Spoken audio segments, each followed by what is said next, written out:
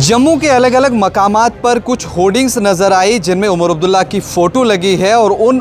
Hoarding के ऊपर कुछ उमर अब्दुल्ला के स्टेटमेंट लिखे गए हैं, जिसमें सबसे पहले दफ़ा 370 की बहाली का लिखा गया है कि जब तक दफ़ा 370 बहाल किया जाएगा मैं जम्मू कश्मीर में तब तक इलेक्शन नहीं लड़ूंगा। लेकिन उसके बाद ही साथ में ये लिखा गया है कि अब उमर अब्दुल्ला ने ये ऐलान किया कि वो जम्मू कश्मीर में दो जगह से इलेक्शन लड़ेंगे, यानी कि 2 सीटों पर इलेक्शन लड़ेंगे। इसके अलावा एक और होर्डिंग लगी है, उस पर भी लिखा है कि जमात इस्लामी का एक बार उमर अब्दुल्ला ने कहा कि इन पे तो इलेक्शन लड़ना हराम है, लेकिन उसके बाद जब जमात इस्लामी ने इलेक्शन का ऐलान किया तो उस वक्त उमर अब्दुल्ला ने इस चीज़ का खैर मकदम किया, यानी कि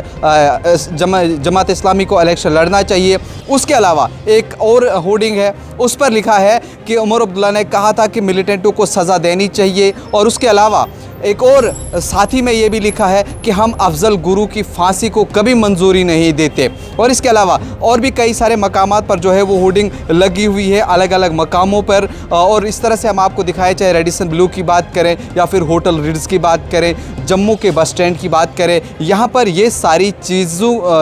चीज़ें जो है वो लगी हैं। अब ये लगाई किसने है ये पता नहीं है, लेकिन फ़ोटो जो है इस पर दिख रही है वो नेशनल कॉन्फ्रेंस के नायब सदर उमर अब्दुल्ला की इस पर लगी हुई है, और इस पर ये साल 2024 के इनके स्टेटमेंट्स हैं या इससे पहले के कुछ हैं वो इस पर लिखे गए हैं, और लोगों को इस चीज़ के ऊपर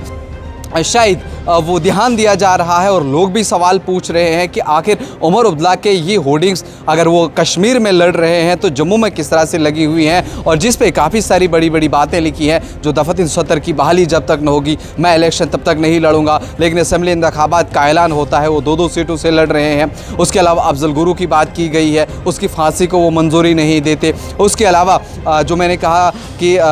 एक और होर्डिंग थी जिस पर ये लिखा था कि जमात इस्लामी पे इलेक्शन लड़ना जो है वो हराम है, लेकिन जब उन्होंने ऐलान किया तो फिर उनके ऊपर उन्होंने कहा कि ये खैर मकदम करता हूँ मैं, और जमात इस्लामी को इलेक्शन लड़ना चाहिए।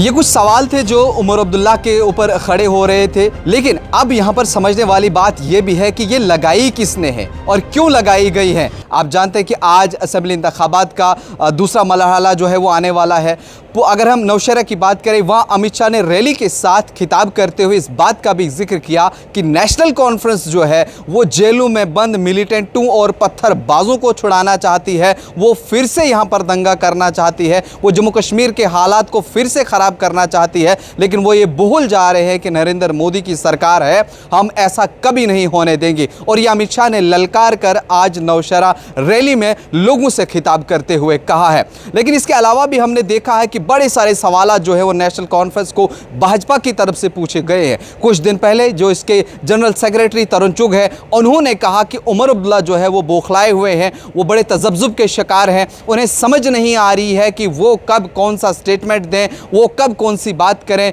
वो कभी उन्होंने कहा कि वो डिफ्यूज़ हैं, वो रिफ्यूज़ हैं, उन्हें नहीं पता चल रहा है कि मैंने आज क्या कहना है। और कहीं ना कहीं ये उनके जो बयानात सामने आ रहे हैं, इस वजह से वो जम्मू कश्मीर की आवाम को गुमराह कर रहे हैं, यहाँ पर लोगों को भटका रहे हैं। लेकिन वो ये भी भूल जा रहे हैं कि अब जम्मू कश्मीर में भाजपा की तरफ से हालात को ठीक किया गया है, यहाँ पर लोग अमन चाहते हैं, यहाँ पर शांति चाहते हैं। लेकिन जिस तरह से आज नौशहरा के अंदर अमित शाह ने रैली के दौरान ललकार करके ये कहा है कि नेशनल कॉन्फ्रेंस से बचिए, नेशनल कॉन्फ्रेंस एक बार फिर जम्मू कश्मीर के अंदर दंगा करना चाहती है, वो फिर से जेलों में बंद मिलिटेंटों और पत्थरबाजों को छोड़ना चाहती है। और ये भी कहा कि एक वक्त था कि जब ये पीक पर यहाँ पर ये सब चीज़ें हो रही थी और उस वक़्त उमर अब्दुल्ला और इनके साथी लंदन में छुट्टियाँ मना रहे थे और हमने उन मिलिटेंटों को यहाँ पर चुन चुन कर मारा। ये सारी बातें आज रैली के अंदर की गई हैं। लेकिन ये जो फ्लैक्स लगाए गए हैं, ये जो उमर अब्दुल्ला पे सवाल किए गए हैं और उनके स्टेटमेंट इसके ऊपर रखे गए हैं, ये क्यों लगाए गए हैं, किसने लगाए हैं, इसका अभी पता नहीं है। लेकिन जब हमारी नज़र इनके ऊपर पड़ी, हमने इसके ऊपर स्टोरी की और आप लोगों तक भी पहुँचाई। आपका क्या कुछ कहना है कमेंट सेक्शन में ज़रूर बताइए।